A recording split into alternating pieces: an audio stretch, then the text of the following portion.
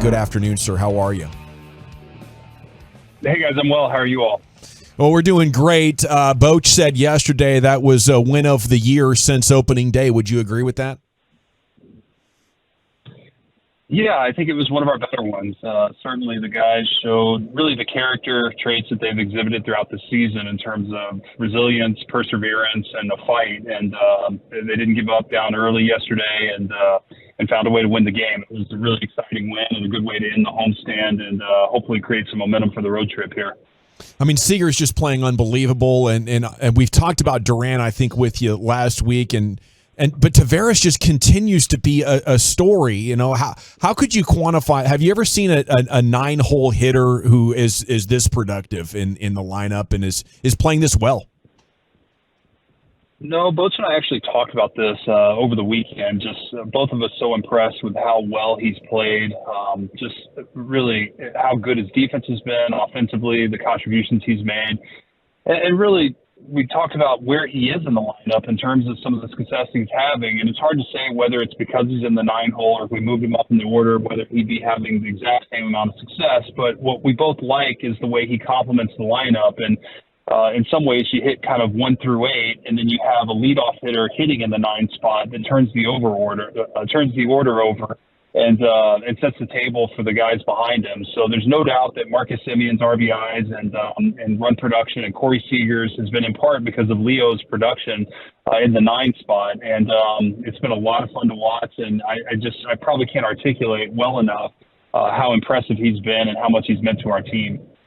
It's good to see Mitch Garver is in the lineup tonight. He's DHing and batting 8th. I know we had a couple of listeners that were texting us at the beginning of the show. Hey, could you maybe get an update on Mitch Garver's health? Is there nothing to be worried about with him long term, I'm assuming, since he's in the lineup today?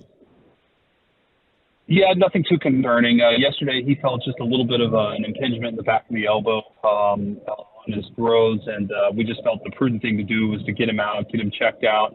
And everything checked out well, and Mitch is feeling fine and available. Hey, CY, I'm watching the College World Series here. My LSU Tigers are in the thick of this, playing Wake Forest tonight. As you've gone through some of your meetings and stuff, have your scouts talked about this is as deep as pitching in college baseball? Is this an unusual year for that, or is it just kind of a normal year for what all we've seen? It looks like that Wake Forest has got a lot of arms. LSU, of course, with Skeens. You know, how do your scouts talked about this college pitching for this upcoming draft? Yeah, I think just specific to the draft in general, it's a very deep draft. There's a lot of talent in the draft, and it's one of the things that I saw a few weeks ago when I was at the SEC tournament. Just every team has multiple players who, specific to pitching, multiple pitchers who are going to be drafted. The way they've developed arms has been super impressive, and you see schools like LSU and Wake Forest and several others that have just done a tremendous job of being able to get the best out of these players, and it's been fun to watch. But the talent out there is immense. It's a great draft class, and we're very excited about getting into that over the next few weeks. When you look at the players that are available, the last couple of years you guys have drafted high, you've taken a college prospect. There's always going to be those high school level prospects, and I'm not sure if we've asked you this before, but the challenge for maybe scouting and projecting the high school players versus the college prospects. Well, I think the biggest comparison is that the college players they may not project out to be have higher ceilings than the high school ones.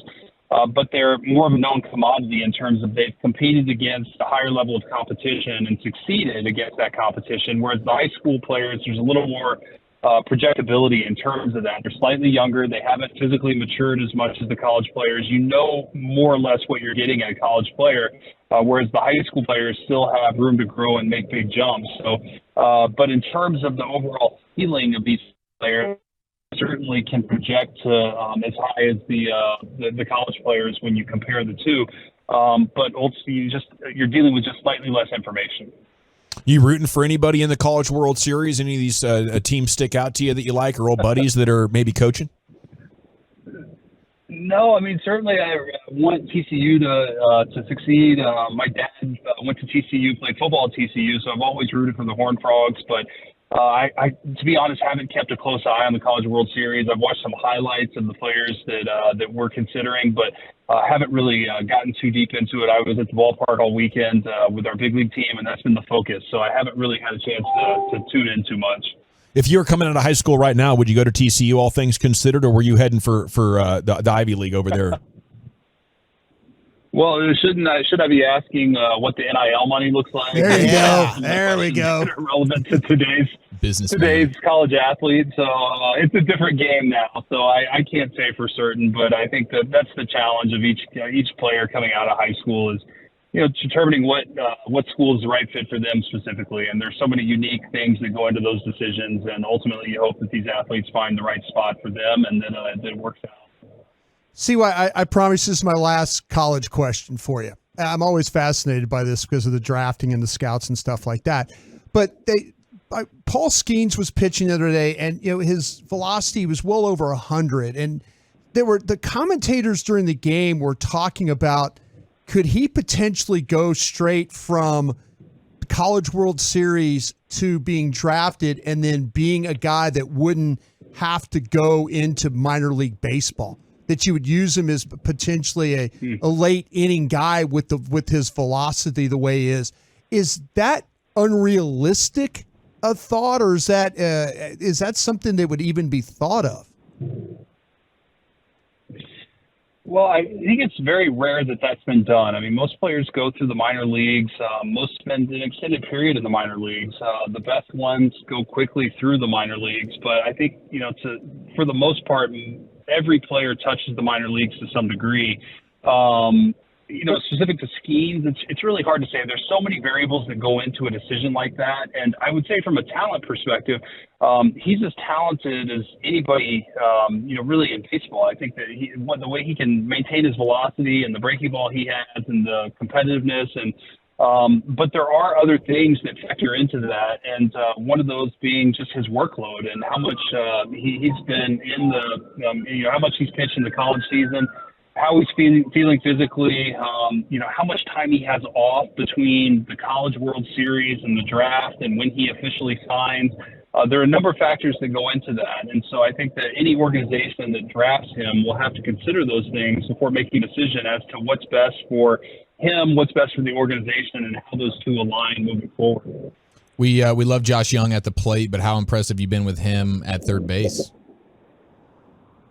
Yeah, I think that's something that really doesn't get talked about enough. Is Josh really has been spectacular over there. I know a couple games ago he played just a tremendous third base and made a lot of plays behind Martin Perez, and he's done that all season, and he just continues to get better. He continues to improve. If there's something that he's not excelling at, he works at it. He wants to get better. He's got a hunger to be the very best he can be, and the work he puts in defensively is showing up. And he's exceeded my expectations in terms of the defender. I mean, and one of the things I noticed is his internal clock is really impressive. There's, a ground ball hit to his left, maybe a fast runner. He knows, I got to get rid of it. I got to get the ball. And sometimes the game speeds up on players like that, where you kind of lose track of things like that, who's running or how fast you need to move.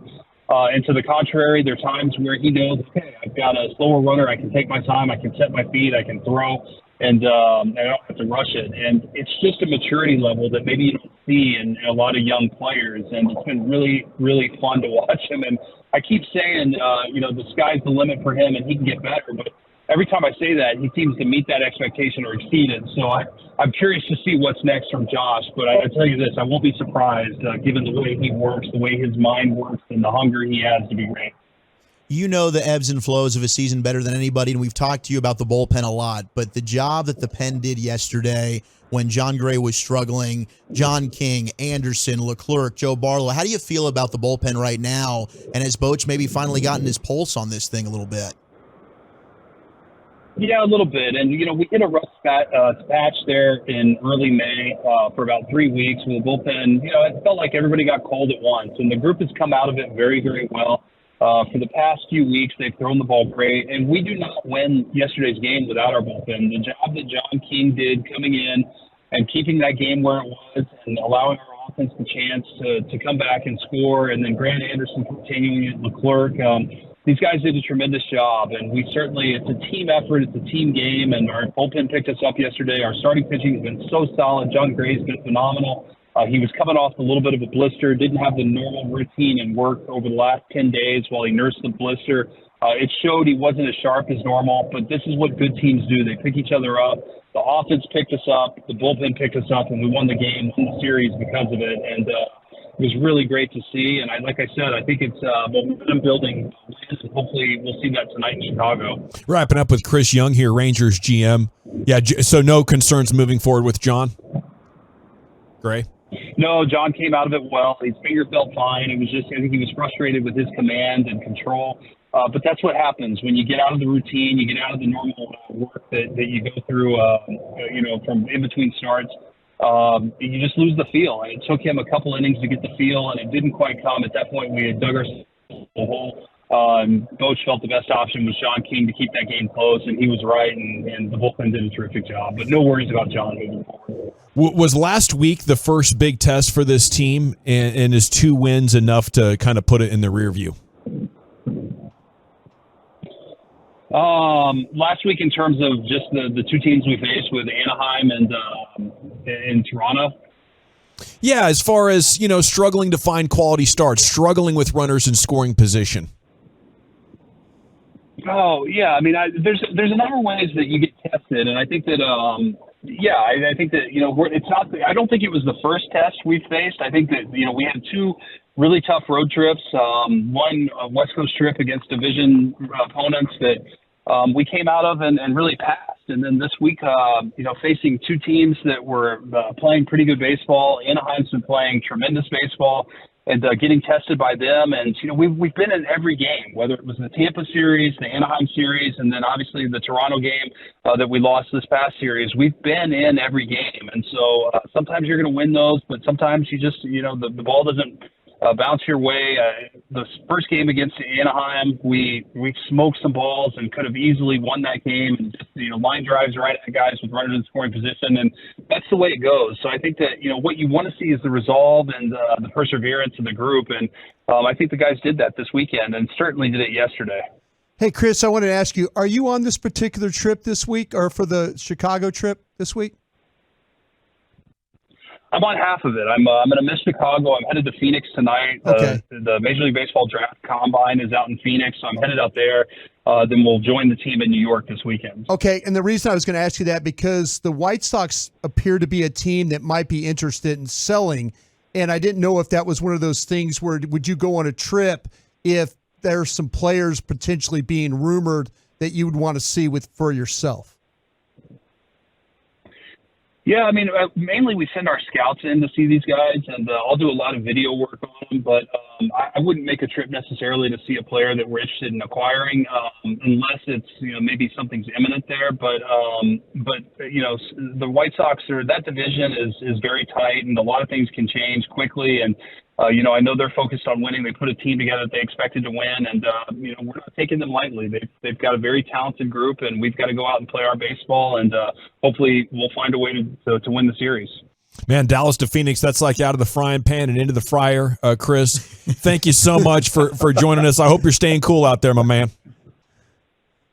I appreciate it, guys. It's great catching up with you, and I'll talk to you next week.